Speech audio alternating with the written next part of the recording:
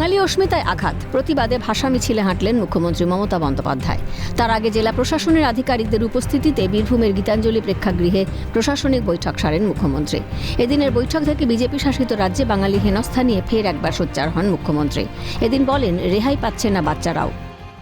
গুরগাঁওতে হরিয়ানায় 10টা detention camp করে লোক রেখে দিয়েছে। আসাম, রাজস্থান, মধ্যপ্রদেশ, ইউপি, দিল্লি, গুজরাট, মহারাষ্ট্রে একজনকে কাগজে দেখলাম কুচি কুচি করে খুন করেছে, করে বস্তার মধ্যে রেখে দিয়েছে। এটা কখনো মানা যায় না। বাচ্চাদের পর্যন্ত অত্যাচার থেকে রেহাই দেয়নি, মহিলাদেরও না।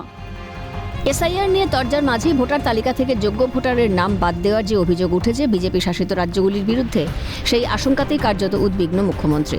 বিএলওদের উদ্দেশ্যে মুখ্যমন্ত্রীর বার্তা, ভোটার তালিকা থেকে কারো নাম যেন বাদ না যায়, অযথা কাউকে যেন হয়রানির শিকার হতে না হয়। একই সঙ্গে জেলা শাসকদের উদ্দেশ্যেও কড়া বার্তা দিয়ে মুখ্যমন্ত্রী বলেন, পশ্চিমবাংলা থেকে প্রায় 1000 লোককে ট্রেনিং করাতে নিয়ে গেছে, অথচ তিনি জানতেনই না। জেলা শাসকদের উচিত ছিল তাঁকে জানানো। বিএলওদের কাছে আমার অনুরোধ থাকবে, ভোটার লিস্ট থেকে কারো নাম যেন বাদ না যায় সেটা দেখার। দেখবেন যেন মানুষ হ্যারাস না হয়। যারা দীর্ঘদিন এই রাজ্যের ভোটার, একটা লোক 4 দিন গিয়ে এলো, 4 দিন গেল, তখন হয়তো সেটা কোথাও ঘুরতে গেছে, তাই বলে আপনি তার নামটা বাদ দিয়ে দেবেন? আপনাকে দেখতে হবে তার অরিজিনাল অস্তিত্ব আছে কি না। অনেক সময় আমি দেখছি ডিএমরা দায়িত্ব দিয়ে দিচ্ছে নিচের কাউকে, তারা কিন্তু খেয়াল রাখছে না। এই যে পশ্চিমবাংলা থেকে প্রায় 1000 লোককে নিয়ে গেছে ট্রেনিং করবার জন্য দিল্লিতে, আমি জানতামই না। এটা ডিএমদের উচিত ছিল অ্যাটলিস্ট আমাদের ইনফর্ম করা। রাজ্যে 22 লক্ষ পরিযায়ী শ্রমিক, তাদের বাংলায় ফিরিয়ে আনার নির্দেশ দিয়ে মুখ্যমন্ত্রী বলেন, যত দ্রুত সম্ভব রেশন কার্ড, স্বাস্থ্যসাথী কার্ড তৈরি করে দিতে হবে এবং কর্মশ্রী প্রকল্পের মাধ্যমে জব কার্ড হোল্ডারের অন্তর্ভুক্ত করে কর্মসংস্থানের ব্যবস্থা করতে হবে।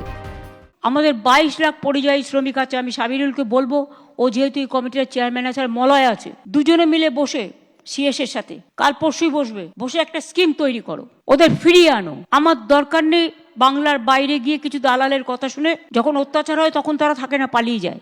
তাদের রেশন কার্ড যাতে রেশনটা পায়, স্বাস্থ্যসাথী কার্ড ইমিডিয়েট ক্যাম্প করে দেবে।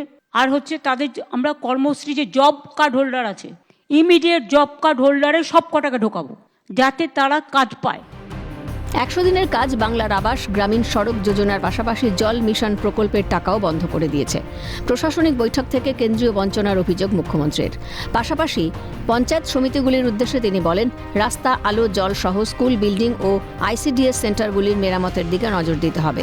বিষয়গুলিকে আমাদের পাড়া, আমাদের সমাধানের অন্তর্ভুক্ত করা হয়েছে বলে জানান মুখ্যমন্ত্রী মমতা বন্দ্যোপাধ্যায়। আগের বার কর্মশ্রী, যেটা আমাদের 100 দিনের কাজ বন্ধ করে দিয়েছে সেন্ট্রাল গভর্নমেন্ট, ওরা বাংলার আবাস বন্ধ করে দিয়েছে, গ্রামীণ রাস্তা বন্ধ করে দিয়েছে, এখন জল মিশনের টাকাও বন্ধ করে দিয়েছে।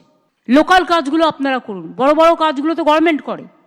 আপনি খরচা করুন লোকাল এরিয়ায়, বিল্ডিং বেশি বানাবেন না, রাস্তা করুন, আলো করুন, জল করুন। যে স্কুলটার ছাদ দিয়ে জল পড়ছে সেই ছাদটা সারান। আইসিডিএস সেন্টার যদি জল পড়ে থাকে সেইটাকে দেখুন। এগুলোকে আমরা আমাদের পাড়া, আমাদের সমাধানেও ঢুকিয়েছি। পাশাপাশি উঠে এলো উন্নয়নের প্রসঙ্গ। বীরভূমের উন্নয়নে বরাদ্দ কোটি কোটি টাকা, তার মধ্যে শান্তিনিকেতন ট্যুরিস্ট লজের মানোন্নয়নের জন্য বরাদ্দ 10 কোটি। এছাড়া রাঙাবিতান 2 ট্যুরিস্ট কমপ্লেক্সের জন্য দেওয়া হয়েছে আরও 20 কোটি 42 লক্ষ।